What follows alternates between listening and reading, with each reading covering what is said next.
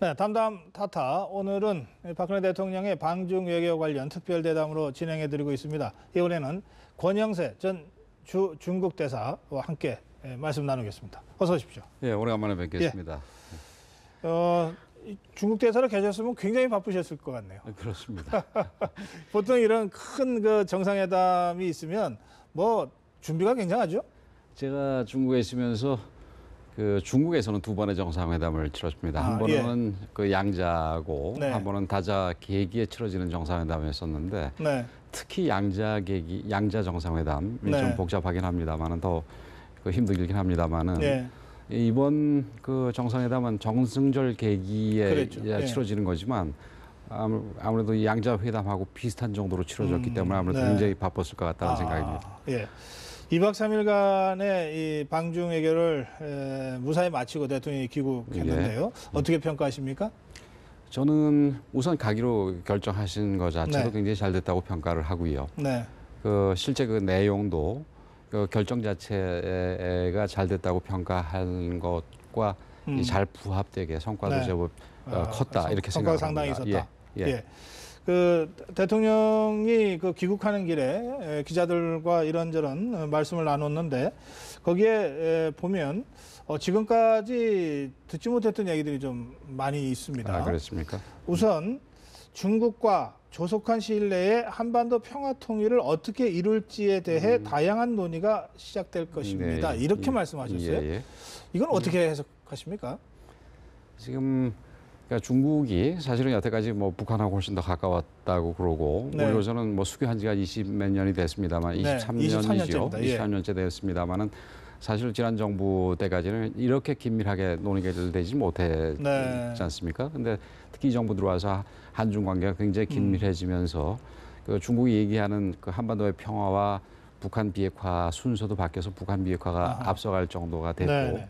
이제 심지어는 지금 방금 말씀하신 대로 우리 대통령께서 그 중국과 어느 정도 얘기가 됐으니까 그런 얘기를 하시는 건데 네. 그 통일과 관련해서 얘기를 나눌 수 있을 정도가 됐다라는 얘기는 네. 지금 한중 간의 그 관계가 아주 이제 서로 믿을 수 있는 관계, 네. 지금 전략적 협력 동반자 아니겠습니까? 네. 그런 그 말에 용어에 걸맞는 관계를 만들어냈다 이렇게 봅니다. 예. 그래요. 이게 중국하고 통일을 그렇습니다. 의논할 수 있는 관계까지 우리가 진전한 거 아닙니까? 예. 그런데 이런 말씀도 하셨어요. 이 북한 도발과 관련해서 지금까지도 소통하고 협력했는데 앞으로도 그렇게 할 것이다. 예. 사실 뭐 우리가 이 중국의 그 자국의 국가 이익 때문에라도 북한이 불장난하는 것에 대해서 억제해 왔다고는 알고 있지만 이렇게 북한 도발에 대해서 우리나라와 중국이 협력하고 이렇게까지 진전돼 있었는지는 사실 잘 몰랐거든요. 근데 전제로서 말씀하셨듯이 사실은 북한이 도발을 해서 한반도에서 긴장 수준을 높이는 것은 그 중국의 이익하고도 부합하지는 않습니다. 그런 점에서 사실은 지금 정도의 한중 관계가 아니라 하더라도 북한의 도발에 대해서는 긴밀히 소통할 필요가 있었는데 더군다나 지금은 한중 관계가 그 어느 때보다도 긴밀한 사이 아니겠습니까? 그런 사이에서는 지금 이 북한의 어떤 그 도발 행위가 한국과 중국 모두에 있어서도 이 도움이 되지 않는 서로 공통 분모를 가지는 이슈이기 때문에 아마 훨씬 더 긴밀하게 이 협의가 이루어지고 또 협력이 이루어지지 않을까 이렇게 생각이 됩니다. 제가 대사로 근무하던 때에도 그분과 관련해서는 아주 긴밀하게 소통을 하고 있었습니다. 그래요. 그래서 사실 김정은이 정권을 잡은 이후에 아직 한 번도 시진핑 주석이 만나질 않았지 않습니까? 김정은이 우선 북한을 못 갔지 않습니까? 근데 이게 그냥 이 젊은 김정은을 길들이는 거 아닌가 뭐 이런 정도로 생각을 했는데 오늘 대통령의 이 발언하고 또 이번 전승절 행사에 그 최영애가 지금 맞으면 대접받는 수준이나 이런 걸 종합적으로 감안하면 이게 중국이 이게 전략적으로 우리와 함께 가겠다는 선택을 한 것 아닌가? 뭐 좀 앞질러 가는 말씀이 될지 모르겠습니다만 그런 생각까지 들거든요. 제가 보기에는 아직 중국이 이 북한과 대한민국 사이에서 완전히 한국을 선택을 했다. 이렇게 보기엔 아직 조금 이른 거 아닌가 이렇게 네. 생각이 되고요. 저도 사실은 그 최용해가 이번에 왔을 네. 때 그 뭐 언론에서는 일부 그 의전과 관련해서 여러 가지가 얘기가 있었습니다만은 네. 의전은 뭐 국가 원수가 아닌 이상 네. 어쩌면 최용해로서는 당연히 받아야 될 정도로 받은 거 아닌가 이런 생각을 하는데 네.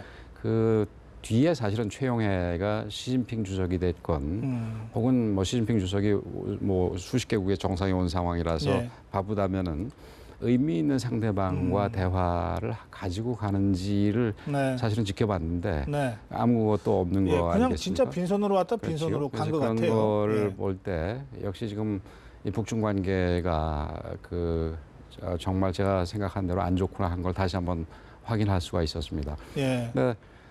방금 아까 이제 북한과 대한민국 사이의 선택 네. 문제가에 대해서 조금 아직까지는 제가 유보적인 입장을 택했습니다만 그게 언제까지나 유보적이라고 저는 생각하면서 말씀을 드린 건 아니고요. 네. 네. 이게 조금씩 쌓여 나가다 보면은 아하. 지금 전에는 뭐 통일에 대해서 그렇게 하지 않는 입장에서 지금은 한반도에 자주 평화 통일을 지지한다고 얘기를 하고 그 또 단순히 말해서 더 나아가서 그 소통하겠다라는 얘기를 우리 대통령께서 하신 거 아니겠습니까? 네. 근데 언젠가는 좀 더 지난다면은 그리고 북한이 현재 모습에서 변하지 않는다면은 네. 남한 주도의 통일에 대해서까지 긍정할 날도 있으리라고 예. 조심스럽게 그러니까 우리 알겠습니다. 사회자께서 말씀하신 대로 예.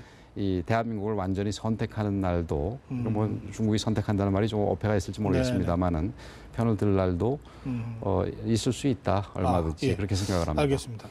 저는 이제 이 여러 가지 이 변화의 어떤 그 트렌드를 좀 관심 있게 보고 있는데요. 이를테면은 지금까지는 북한이라는 존재는 중국한테는 절대 포기할 수 없는 전략적 요충지 뭐 이런 그런 거라고 간주되어 왔지 않습니까? 예, 그렇습니다. 근데 사실은 그것은 중국이 미국에 대해서 방어적인 어떤 그 전략을 갖고 있을 때는 실제로 그런 의미가 있을 것 같습니다. 예. 예, 그런데 지금 중국이 이미 G2 국가로 당당하게 예. 섰버렸고 뭐 대국 굴기, 군사 굴기를 어제 그저께 정말 만천하에 과시하지 않았습니까? 예. 아직은 미국한테 좀 미치지 못한다고 하는 예. 전문가들 평가도 있지만 이제는 중국이 미국으로부터 어떻게 방어할 거냐만 고민할 시대를 이미 넘어선 것 같아요. 예. 그렇다면 정말 이 세계 최강대국으로 가는데 저 뒷마당에서 북한이 자꾸 정말 중국도 예측할 수 없는 불장난을 해서 미국의 군사력이 여기다 집중돼서 말하자면 정작 중국이 나가야 될 앞길에 자꾸 뒷다리를 밟는 이런 존재로 지금 전락돼 있는 거 아닙니까, 북한이? 그렇습니다. 예.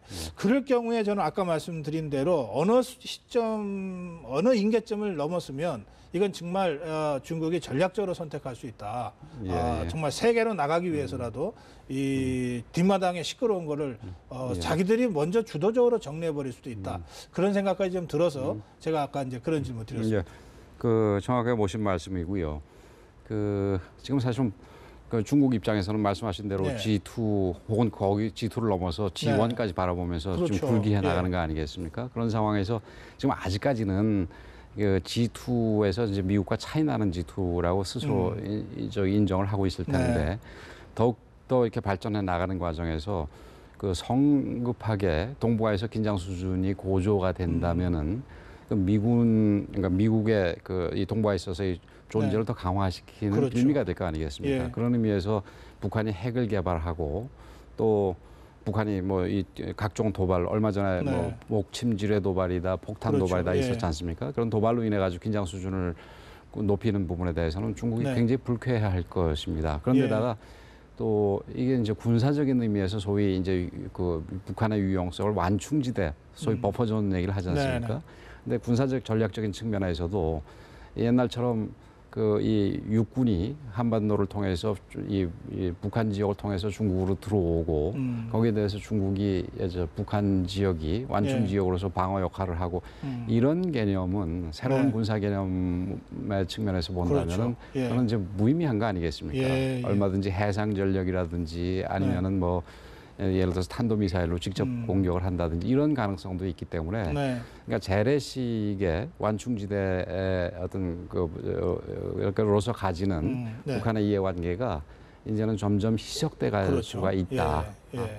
그런 면에서 이 한반도에 대한 중국의 전략적인 그 이해관계 방정식이 많이 달라질 네. 수 있다 이렇게 생각을 합니다. 예. 그 이를테면은 천안함 폭침과 연평도 포격 예. 사건이 있었을 때 우리가 한미 이거 전략 그 이 자원을 전개해서 예. 항모가 서해상으로 들어온 적이 있지 않습니까? 예, 그렇습니다. 그러니까 이 북한의 명백한 군사 도발 때문에 항미 그 항모가 미군 항모가 서해상으로 들어왔으니 중국이 대놓고 뭐 말은 그렇죠. 못하고 그러나 정말 벙어리 냉가슴 앓듯이 소가리를 많이 했다 그러더라고요. 예, 그렇습니다. 하자면 이제 그런 사태가 북한의 불장난 때문에 언제든지 재현될 수 있다면 북한부터 통제해 놔야 안심하고 뭐 세계로 뻗어 나갈 수 있는 것 아니냐 이런 생각을 할 법한 거죠. 예. 근데 이제 지금 중국 입장에서는 예. 방금 말씀드렸듯이 북한의 어떤 불장난이 네. 그 미군의 동북아로의 회기 내지는 동북아에서 어떤 예. 재균형 뭐 이런 거를 촉발시키는 네. 이제 자기로서 봐서는 이제 더 이상 자산이 아니라 부채가 된 상황인데 예. 지금 북중 관계가 그렇게 좋지는 않기 때문에 네. 중국이 완벽하게 통제할 수 없는 부분에 대해서는 굉장히 답답해하고 글쎄 말이에요. 여태까지는 당군과 채찍의 비율을 뭐 그 A 방식, A 비율로 썼다면은 앞으로는 좀 달리 있을 가능성도 있다고 생각을 합니다. 알겠습니다. 자, 그리고요. 이번에 박근혜 대통령이 시진핑 주석과 만나서 한 여러 합의 중에 한미일 삼국 정상회담을 10월 말 11월 초에 한국에서 하자라고 합의를 이끌어낸 거 있지 않습니까? 그거 상당히 중요한 어떤 그 모멘텀이 된다고 생각하는데요.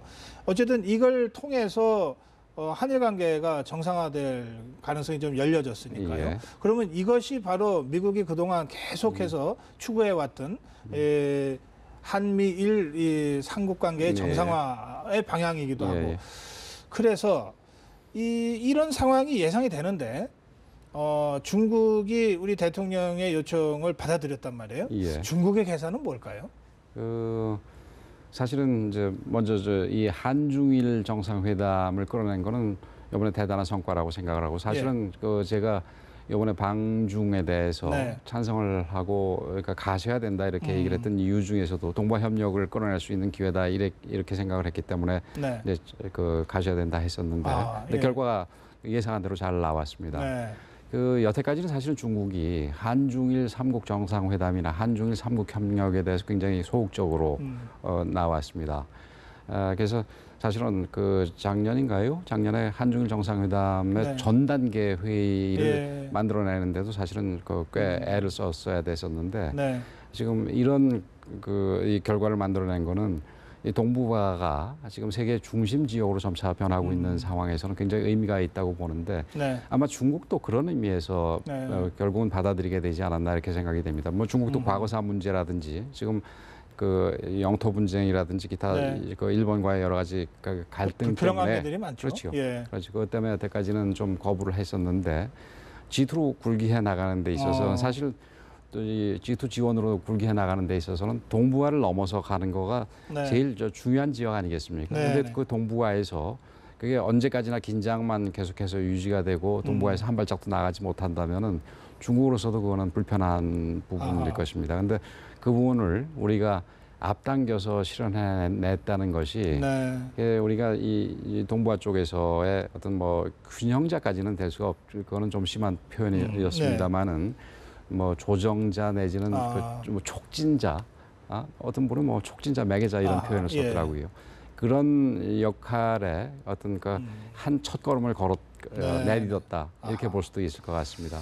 그런 점에서 아마 미국도 굉장히 만족스러워할 것이고 일본도 일본 지도부나 보수 우익 같은 경우는 뭐 여러 가지 겉으로 비판적인 얘기를 하겠습니다만은 내심으로는 이 긴장 수준이 동북아에서 빠질 경우, 낮아질 경우 일본으로서도 손해 볼 게 없으니까 뭐 좋을 거라고 생각을 합니다. 좋아할 거라고. 그래서 대통령도 일본의 역사 인식의 문제를 지적하면서도 이게 대승적으로 일본과의 관계를 풀어나가겠다 이렇게 발언을 한 것 같습니다. 과거도 중요하지만 미래도 중요합니다. 그렇죠.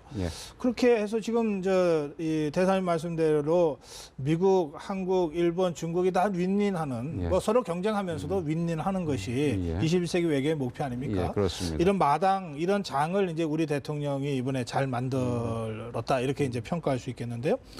이제 그러면서 결국 이렇게 되면은 윈윈의 구체적 성과는 우리 입장에서야 뭐 군사적 안정이라든지 통일로 가는 길을 닦는다든지도 예. 있겠지만 일차적으로는 경제 교류 확대를 통해서 그렇습니다. 우리 경제를 좀 선진화시키는 것으로 일차적인 성과가 나오는 게 바람직하지 않겠습니까? 예. 그 점에서 더군다나 예. 요즘에는 정치, 군사, 경제가 다 이렇게 서로 밀접하게 연관이 돼 있지 않습니까? 그렇죠. 예.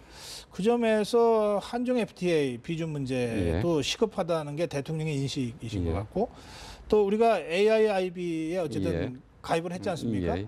그것이 이 어떤 이 새로운 그 글로벌 경제의 또 다른 축으로 쓸 수 있는 그 가능성을 갖고 있는 어떤 조직인데 말이죠. 예. 이 점에 대해서는 대사님 어떤 생각이신지요? 그 한중 FTA는 뭐 절대적으로 빨리 저 비준이 돼야 될 거라고 생각을 합니다. 사실은 한중 FTA는 그 체결될 당시부터 네. 이 야당에서도 뭐 큰 반대는 없었던 것으로 알고 있습니다. 예. 나름대로 우리 이 교섭 대표들이 우리의 이익은 그 최대한으로 보호하면서 나름대로 중국의 이익도 어느 정도 고려한 아주 잘 된 거라고 생각을 합니다. 그래서 예. 그런 점에서 이게 하루 빨리 그러니까 비준까지 돼서 발효가 됨으로 인해서 한중 경제 우리 입장에서 우리 경제에 긍정적인 역할을 제대로 돼야 될 거라고 생각을 하고요.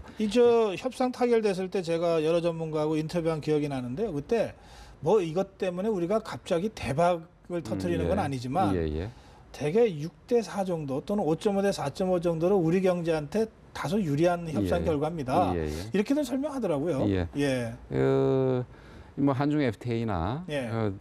한 EU FTA나 한미 FTA도 사실은 긍정적인 효과가 원래 그러니까 뭐 좀 과장되게 계산한 거예요. 뭐 좀 변론으로 치더라도 일반적인 그 평균적인 예측보다는 더 좋은 효과를 나오는 걸로 알고 있습니다. 저는 한중 FTA도 당연히 그럴 거라고 생각이 됩니다. 특히 한중 간에는 어느 일방이 좀 이 경쟁적으로 우위에 있거나 이런 것이 아니라 서로 보완적인 그 경제 구조를 갖고 있기 때문에 더욱더 우리한테 도움이 될 수 있다. 이렇게 생각이 됩니다. 일종의 그 한중 FTA는 양국에 있어서 블루오션적인 성격이 있다고 생각이 되고요. AIIB 같은 경우도 뭐 일부 미국에서 반대가 조금 있었습니다만은 미국 자체적으로 그것은 그 자신들의 반대가 정책적으로 잘못됐다라는 비판의 여론이 굉장히 사후적으로 나오고 있습니다. 우리 입장에서는 이제 그 아시아개발은행이 본격적으로 운영이 되면서 이제 투자해서 실제 개발이 이루어질 경우에 우리 그 뭐 건설 회사라든지 이런 데서 참여할 기회도 갖게 되고 나중에 이제 그 북한이 개방을 해서 북한 지역에 투자가 이루어질 경우에 AIIB를 통한 투자도 얼마든지 이루어질 수 있을 거라고 생각이 그런 됩니다. 점도 있겠네요. 네, 물론 이제 우리 대통령님께서는 거기 지금 AIIB에 더해서 동북아 투자개발은행을 그러니까 조금 작은 규모로 동북아 지역만을 타겟으로 한 거를 주장하고 계십니다만 거기하고 둘이 합치면 훨씬 더 시너지 효과가 있겠지요. 알겠습니다. 그리고 오늘 이제 방중 마지막 날 대통령이 상하이에서 이제 일정을 소화했는데 임시정부 재개관 행사에도 참석했지만 그 한중 비즈니스 포럼에 참석했고 156명이나 되는 대규모 경제 사절단 이번이 제일 컸다고 합니다. 그렇죠. 그리고 이제 중국의 기업들과 만나서 여러 가지 뭐 직접적 투자 효과 플러스 중장기적으로 볼 때 그런 한중 간의 경제 교류 활성화의 어떤 기폭제가 되는 이런 행사들을 했다 이렇게 평가를 하던데요. 그 사실은 정상회담이라든지 정상회담 계기에 그런 경제 교류가 이루어지는 경제 교류단 간의 뭐 교류라고 표현해야 되겠네요. 그런 거가 뭐 단번에 무슨 가시적인 성과를 내는 부분도 있겠지만 거기가 하나의 토대가 돼서 그 경제 교류가 더 활성화된다라는 측면에서 우선 그 의미가 있습니다. 근데 이번에는 뭐 그 언론을 통해서 저도 들었습니다마는 그 원격 진료를 수출을 하고 중국에다가 수출을 하게 됐고 또 그 2천억에 달하는 이 문화 벤처 펀드를 조성하기도 돼서 실질적으로 그 양국 모두에게 도움이 되는 경제적인 효과도 꽤 있다고 들었습니다. 아마 상해 자체가 이제 대통령께서 가실 때 베이징은 당연히 가시고 어느 지역을 선택을 하느냐에 따라서 그때그때 의미가 있는데 상해는 경제 중심지 아니겠습니까? 그래서 그런 의미에서 이번에는 경제적인 부분도 굉장히 관심을 가지고 추진을 하셨다 이렇게 보입니다. 이게 중국 시장이 워낙 크잖아요. 그렇지요. 그러니까 원격 진료 하나만 하더라도 이게 정말 수십조 시장이 될 수도 있는 거고요. 예, 그런 점에서 13억의 시장입니다. 13억. 예. 그런 점에서 이번에 이 경제적으로 뭐 투자나 이런 것들이 사실은 본격적인 그 경제 활성화의 어떤 시작이 됐으면 하는 생각이 좀 드네요. 마지막으로 그 우리 정부가 앞으로 이 한중 외교, 또 대중 외교, 뭐 대일 외교, 대미 외교 이 어떤 기조로 하는 게 꼭 필요하다고 생각하시는지 마무리 말씀 듣겠습니다. 그 앞서서 나온 이 패널들도 뭐 좋은 얘기를 하신 거를 뭐 얼핏 들었습니다만은 그 어제인가요 오늘인가요 기사를 보니까. 미국의 조나단 폴락이라고 우리 뭐 어느 언론과 인터뷰를 한 내용 중에 그러니까 한미 관계 같은 경우도 어떤 행동을 하더라도 다 믿을 수 있는 그런 관계가 돼야 된다 이런 얘기를 했는데 그건 한중 한미 관계 우리로선 그 사실상 다 중요하기 때문에 이 두 나라 관계가 다 그렇게 돼야 된다고 생각이 됩니다. 그런 면에서 이번에 그 메뉴판 만찬장 메뉴판에 무신 분립 얘기를 왜 우리 대통령님 밑에 썼다고 그러지 않습니까? 그런 면에서 그 우리가 두 나라 우리는 안보 측면에서는 미국하고 협력을 할 수밖에 없고 또 경제 측면 그리고 남북 관계 측면에서는 중국하고 협력할 수밖에 없는 거고 서로 다 이게 이해를 합니다. 그런 점에서 또 그리고 이 미중 관계가 과서 미소 관계와 달라서 다르죠. 이게 완전한 적대 관계가 아니라 뭐 경쟁 관계라고 표현해야지 맞을 것 같습니다. 그런 상황이라면 양쪽에 다 우리가 신뢰를 얻고 또 아까 잠깐 말씀드렸습니다만 그 신뢰를 바탕으로 해서 그러니까 이 뭐 매개자, 촉진자 역할을 하면서 구체적으로 우리 국익과 양국 간의 어떤 그 서로 이 경합되는 이익과 관련이 됐을 때는 우리는 뭐 철저하게 우리 국익 기준으로 결정을 하고 그 부분을 이해를 시켜야 된다고 생각을 합니다. 국익 중심의 균형 외교, 그렇습니다. 주동적 외교 이것이 진짜로 필요할 때다. 그런 말씀으로 오늘 마무리하겠습니다. 고맙습니다. 감사합니다.